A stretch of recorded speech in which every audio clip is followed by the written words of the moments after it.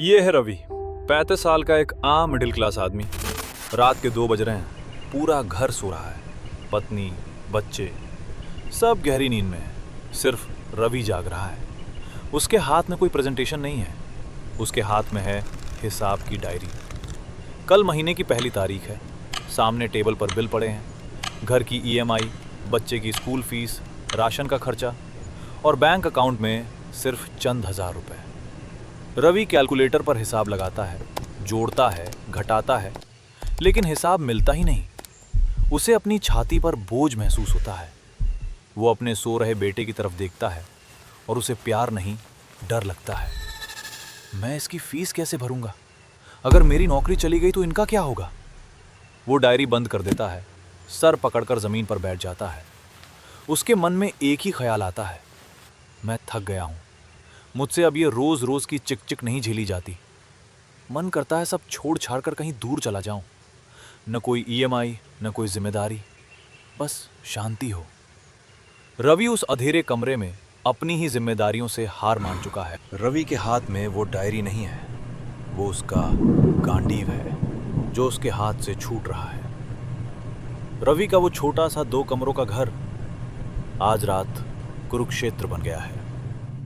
गीता के पहले अध्याय में अर्जुन भी ठीक यही महसूस कर रहा था। अर्जुन के सामने भीष्म और द्रोण थे, रवि के सामने ईएमआई और भविष्य की चिंता है। अर्जुन ने कृष्ण से कहा था, सीदंती मम गात्राणि, यानी मेरे अंग शिथिल हो रहे हैं, मेरा गला सूख रहा है। आज रवि का गला भी सूख रहा है। वो भी अर्जुन की तरह संन्यास लेना चाहता है।